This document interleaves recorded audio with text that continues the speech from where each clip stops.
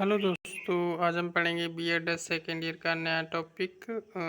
यदि आप हमारे चैनल पर नए हो तो लाइक करो, शेयर करो एंड हमसे जुड़ने के लिए सब्सक्राइब करो ताकि आने वाली सभी वीडियोस आपके पास पहले पहुंचे। देखते हैं आज का नया टॉपिक।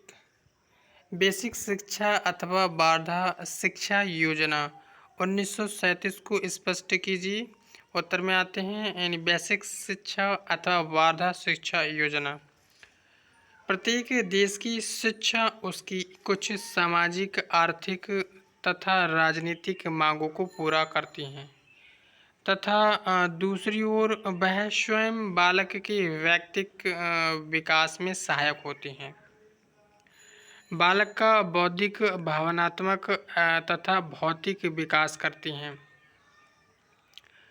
यानी इसमें कहा है कि जो प्रत्येक देश यानी हर देश में यानी प्रत्येक देश की शिक्षा जो होती है उसकी कुछ सामाजिक, समाज से जुड़ी हुई यानी आर्थिक आर्थिक यानी जो आर्थिक स्थिति होती है देश की एवं राजनीतिक मांगों को पूरा करती है। जो शिक्षा होती है सामाजिक, आर्थिक और राजनीतिक मांगों को पूरा करती है तथा दूसरी ओर वह स्वयं यानी अपने आप यानी स्वयं बालक के व्यक्तिक यानी पर्सनल व्यक्तिक विकास में सहायक होती है।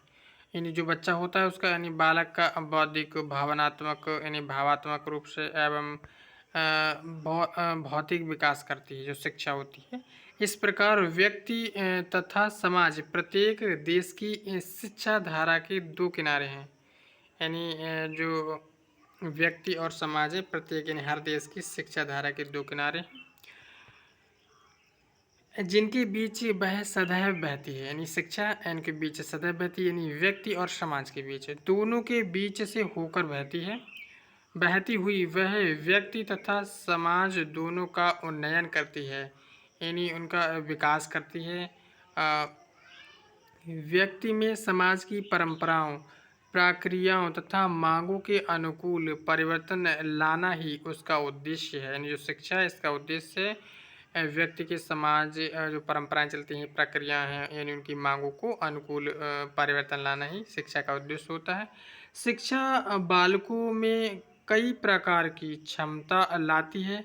शिक्षा बालकों को इस योग्य बनाती है कि वे अपने वातावरण को भली प्रकार जान सकें तथा समझ सकें।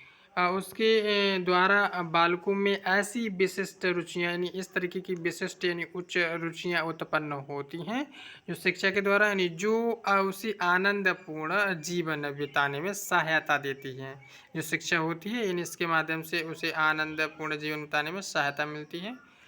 जो बच्चा होता है स्टूडेंट, शिक्षा के माध्यम से बालक ऐसे कौशल यानी चातुर्य तथा संस्कार प्राप्त करता है जो उसके घर, समाज, स्कूल, व्यवसाय तथा मनोरंजन संबंधी कार्यों के लिए अनिवार्य है। शिक्षा के द्वारा बालकों में सामूहिक यानी जो ग्रुप होता है सामूहिक लगाव तथा सामाजिक संबंधों के महत्व की चेतना जागृत होती है तथा जनतंत्र के आदर्शों के प्रति उनमें श्रद्धा की भावना उत्पन्न होती है।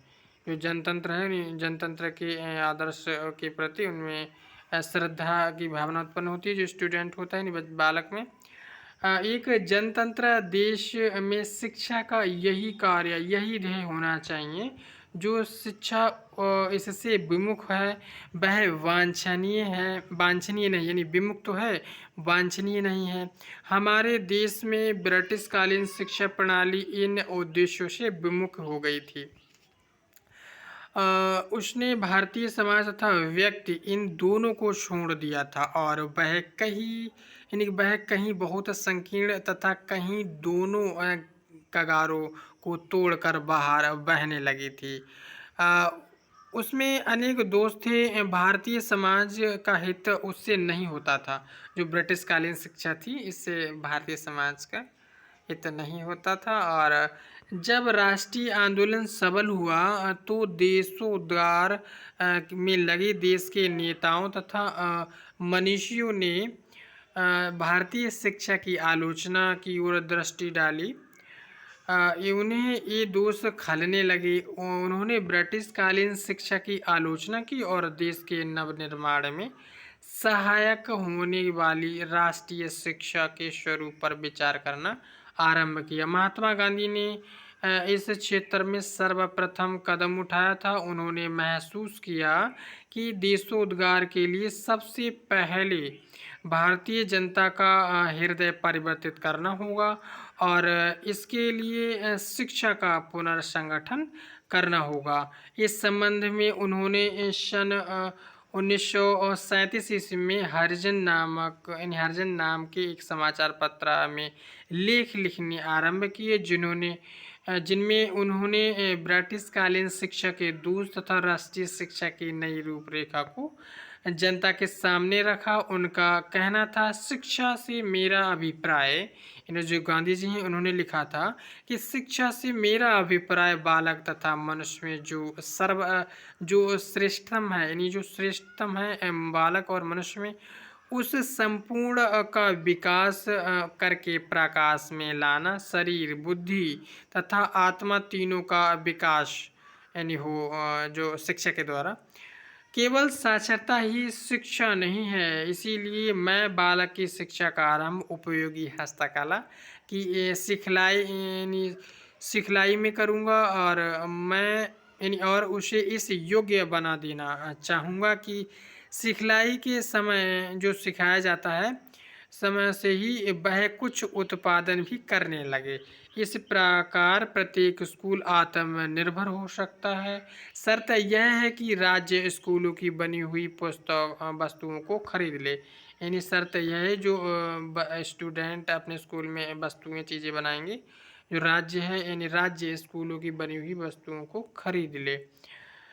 फिलहाल दोस्तों आज के लिए इतना ही। यदि आप हमारे चैनल पर नए हो तो लाइक करो, शेयर करो एंड सब्सक्राइब करो और हमसे जुड़ने के लिए सब्सक्राइब करके बेल आइकन दबाओ ताकि आने वाली सभी वीडियोज़ आपके पास पहले पहुँचें।